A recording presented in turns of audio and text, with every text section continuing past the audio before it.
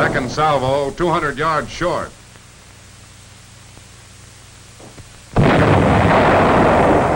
Third salvo, on target.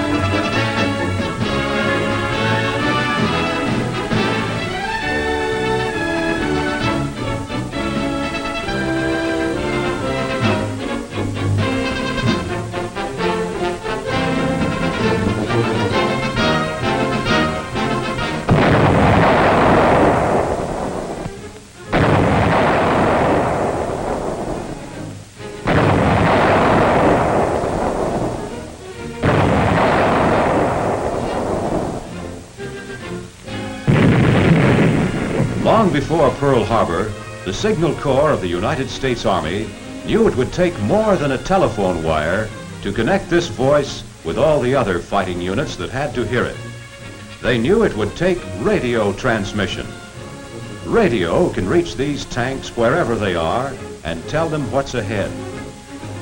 A radio transmitter could coordinate the movement of troops, bring tanks and infantry together at the right place at the right time. But it would have to be a mobile radio transmitter. And it would have to be a powerful transmitter to keep an unbroken contact between our forces on the ground, in the air, and on the sea. The control of widely separated forces, the timing of their action, the success of the attack depends upon reliable radio communication. Yes, the Signal Corps engineers knew just what kind of a transmitter it would take to do the job. But the big problem was to locate a manufactured transmitter of a design that would come close to these requirements. In this pre-war Hallicrafter's HT4 transmitter, the Signal Corps found many of the answers. It was designed especially for amateur use. It was easily capable of worldwide communication using either code or voice. Another great advantage was the fact that this Hallicrafter's unit had been on the market for several years. There was an opportunity to check its performance through the records of hundreds of America's hams. And these amateurs know good performance. It employed band switching in the exciter and driver stages, which made it possible to change frequencies very rapidly. Say W2 USA, W4 GWG calling 20. I'm sorry, after 4 G George, W now, W2 USA. The center of the traffic is hello 20, hello 20, back to you. You stand by because I'm out in the control making a station break. I wonder if you're still receiving that station. One of each mile, calling 20, hello trouble, calling any 20 or any calling sure that you're hearing me. But I would like to... Hello, CQ. Hello, CQ. This is W9WZE Chicago, W9WZE Chicago, calling CQ for any 20-meter phone and standing by. Go ahead, please. Okay, just a... Hello, W9WZE Chicago. Hello, W9WZE Chicago. This is W6QD, Los Angeles, California. W6QD, Los Angeles, calling W9WZE Chicago. Go ahead, Bill. Hello, W6QD, Los Angeles, California. This is W9WZE Chicago coming back. Good evening, Herb. Your signals are coming in fine tonight. R5, S9. By the way, Herb, what are you doing on 20-meter phone? I thought you always worked CW. Now let's hear something about that marvelous California weather, eh? Alaska, Australia, Europe, South Africa. These were regular, almost daily experiences in many amateurs' homes, where Hallicrafters were rapidly shrinking this old world of ours. The transmitter that serves the Army must be able to perform anywhere and under all kinds of unpredictable conditions. Up to this time, no one had ever thought seriously of putting this sensitive, finely balanced instrument on wheels and bouncing it around foxholes. What about vibration? Where would the power come from? The job of toughening up the HT-4 to go to war fell on the shoulders of Bill Halligan, Bob Samuelson, Hallicrafter's chief engineer, and the hard-pressed technicians of the Signal Corps. There were few changes needed to adapt this unit to Army needs. There was good engineering and good sound construction in the set to start with. This was to be the new home for Hallicrafter's equipment. Everything needed to transmit and receive had to be packed into this small space. That would take some more good engineering. This demand was nothing new to these pioneers. There are no fixed limits in Hallicrafter's design or construction. There is always development, change, improvement. Many of the war adaptations were drawn from advanced developments that had been in the experimental stage for months. For example, in the pre-war model, plugging in a tuning unit might be quite a trick if the holes in the prongs couldn't get together.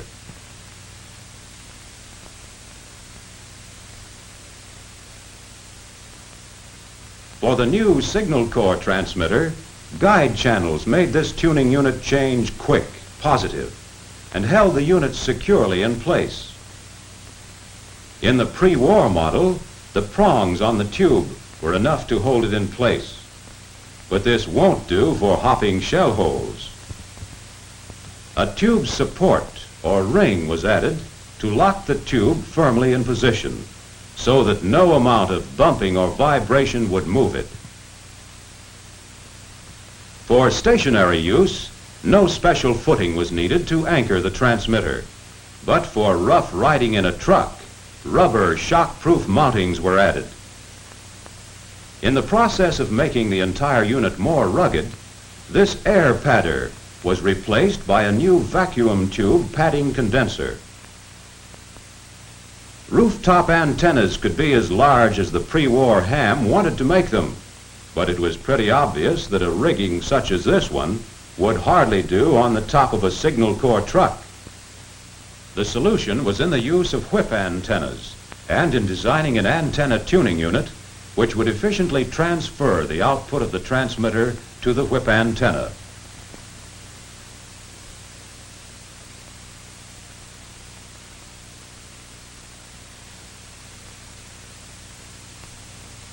Throughout all of these changes, to adapt a peacetime transmitter to wartime requirements, the high-quality standards of Hallicrafters were strictly maintained in workmanship, in design and construction, and especially in performance.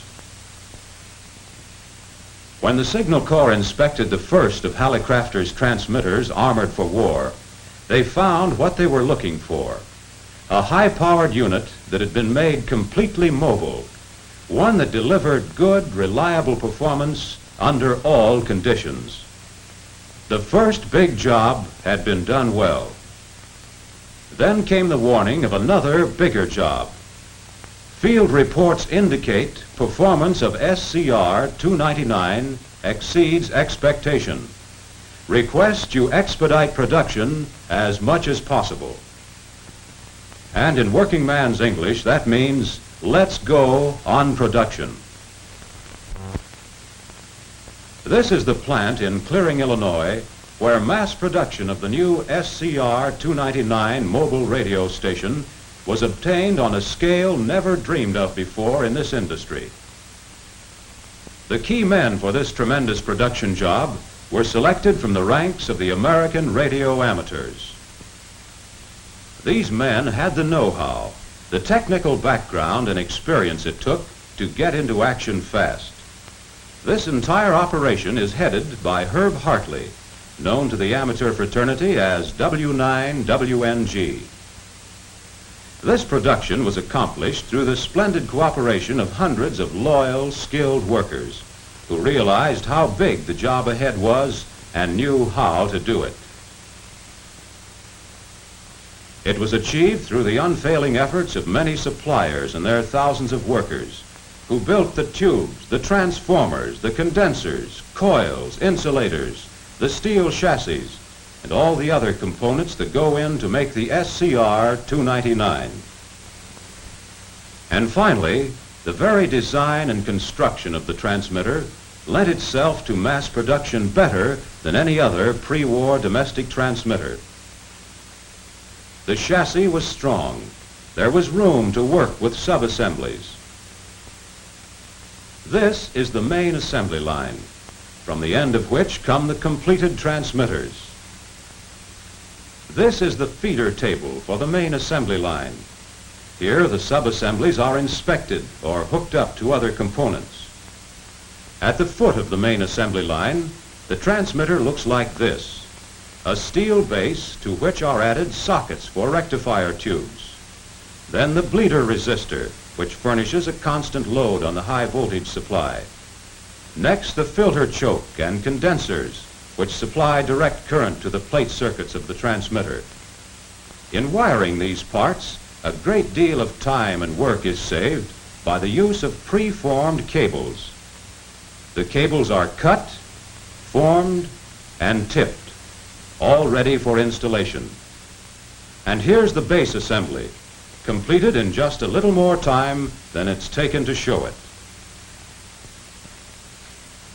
Meanwhile, on the opposite side of the table, the power control panel is being assembled. These are the controls for filament voltage and modulator bias. The purpose of this panel is to group, within convenient reach of the operator, all the essential power controls. These cables here are cut to length and form over on the feeder table. Terminal lugs are soldered to the ends. Then all the other wires needed in the circuit are placed into position, bound together, so that soldering to terminals is the only operation needed in the final assembly. This is the power panel cable. When wiring is completed and the switches and fuses have been installed, the sides are joined to the power control panel, and this unit is ready to join the main assembly line. The transmitter begins to take shape as the base is joined to the power panel unit. Electric hoists are used for ease and accuracy in handling these parts. Now the main power transformer is set in place. This is the unit that steps up the input to the high voltage required to operate the final amplifier and modulator tubes. After the transformer is connected, the entire deck or base is hoisted to a dolly to make handling easier.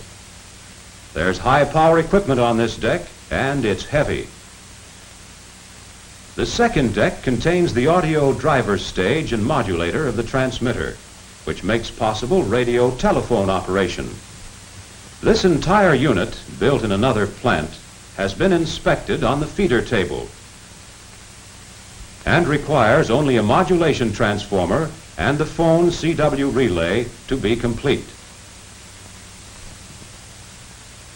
The top deck of the transmitter, the radio frequency section, begins with the installation of the exciter assembly, which is fabricated at Hallicrafter's 26th Street plant.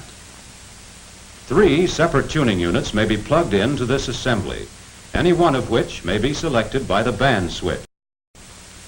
The panel is joined to the frame so that shafts and controls can be properly placed.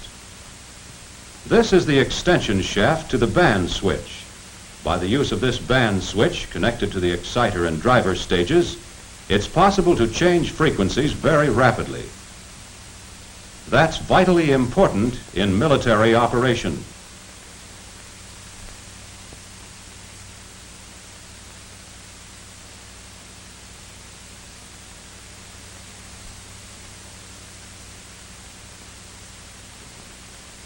The final amplifier tuning condenser assembly was built as a unit on the feeder table.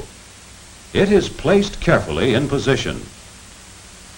Before this radio frequency deck joins the main assembly line, the standoffs are added.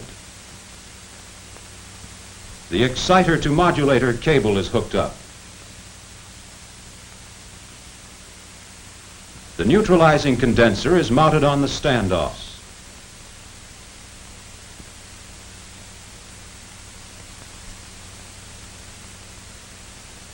The main tube socket is added.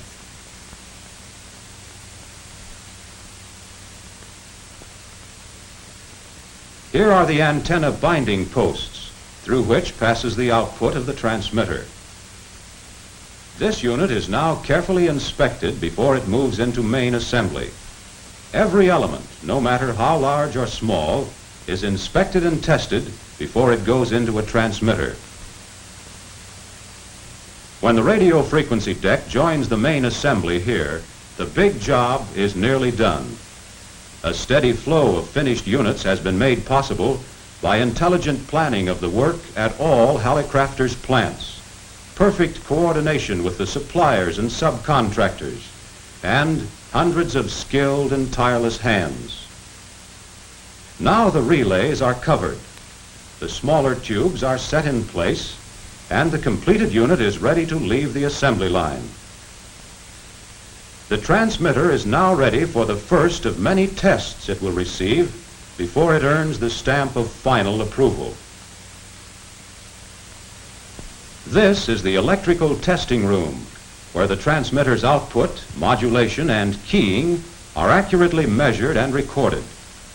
This work calls for plenty of technical skill and knowledge, so the staff here is principally made up of experienced radio amateurs. Signal Corps inspectors watch closely these important steps in controlling both the quality and performance of the transmitter. This test measures the radio frequency output of the transmitter. Instead of allowing the signal to radiate over an antenna, these bulbs, called the dummy antenna, convert the RF output into heat. Another important test is the one made for overload. The purpose of this is to make sure the relays respond properly to protect the circuits. This is also done to determine the capacity of the entire transmitter to absorb a temporary overload in normal operation without breaking down. Next, the transmitter is given a trial at sending code signals. When operated in this manner, the audio amplifier and modulator are not used. The flashing of these rectifier tubes shows how the key simply makes and breaks the output to form the characters of the telegraph code. To check how well the transmitter responds to all essential voice frequencies, the oscillograph is used. This detects any distortion and locates at what point the distortion occurs. This transmitter shows a normal frequency response. When the lid goes on the transmitter, that means it has passed all the electrical tests with an A1 rating. It's ready now for the Signal Corps truck. In another part of the plant, radio receivers are being mounted on a table assembly that makes up the listening end of this communication unit. Each table is equipped with two similar radio receivers. One operates on the main power supply and the other from an auxiliary battery. The entire assembly is tested for proper operation as a unit. The two receivers can be operated simultaneously. This is the speech amplifier. Two separate operating positions are provided.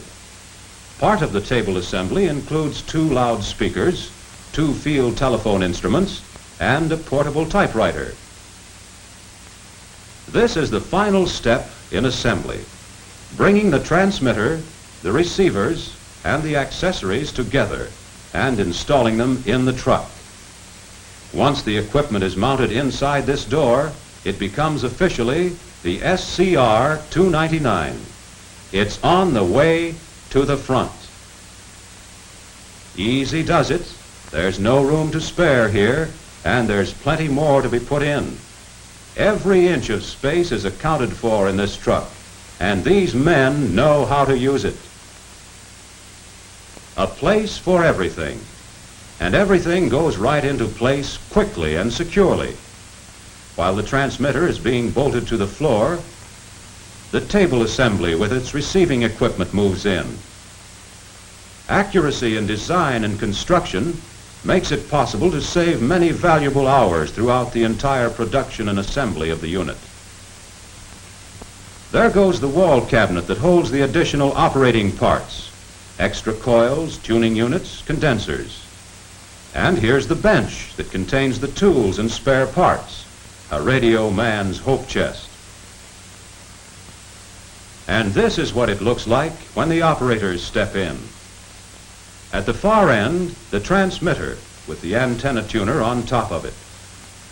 On the right, the wall cabinet. On the floor, the long bench for the operators. Both of these are storehouses for parts and accessories. On the left wall of the truck, the operator's table with two receivers, speech amplifier, control panel, and below, an electric heater and the two field telephones. There goes the SCR-299 out into the field to make its final test on the air. There's just one thing missing. Where's the power coming from? The Signal Corps provides for that in a portable gasoline-driven generator that rides in this trailer behind each truck. This generator supplies standard lighting current, 117 volts AC. A transmitter and receiver that operate on this current can be hooked in to power almost anywhere. Here is the mobile power supply. A remote control from the truck to the generator makes it possible to start and stop the generator at will. The operator prepares for the air test. His first call is to Central Control Station. WXYK, WXYK4, calling for a check on the quality of this transmission and standing by. And here is communication going off to war. Over these ramps roll hundreds of units that will carry the voice of victory to every corner of the earth. Like the champion thoroughbred it is, the SCR-299 rates a whole boxcar to itself.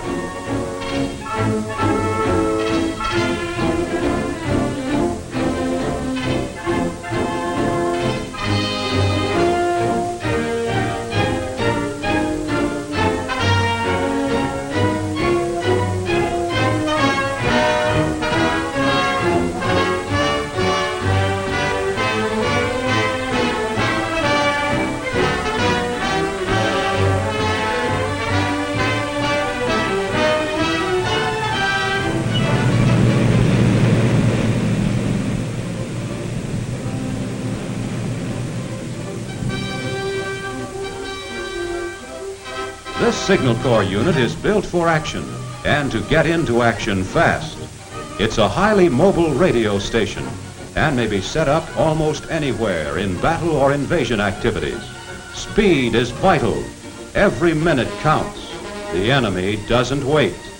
Communications must be ready at all times. It may be the only contact over which a blow-by-blow report flashes from the local front to the remote commands at Cairo, London, Sydney. The SCR-299 in this position is the nerve center of all our attacking forces. Artillery, tanks, infantry, Air Force, many of which are widely separated. Through the transmitter flow the reports, information, timing, and the order to advance. This is the voice of victory. Contact may be made with an approaching flight of bombers while they're still hundreds of miles away from the target.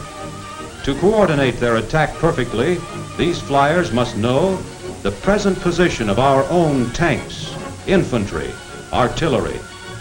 They get this information by contact with the message center, which speaks and listens through the SCR-299. Tanks moving into position must be kept informed of the approaching air support. Timing is vital. And the timing of all these movements is controlled through this voice by direct contact with the Armored Forces headquarters. From many small stations scattered miles apart along the battlefronts comes the flash news, the observations, the unexpected, all clearing through this central station.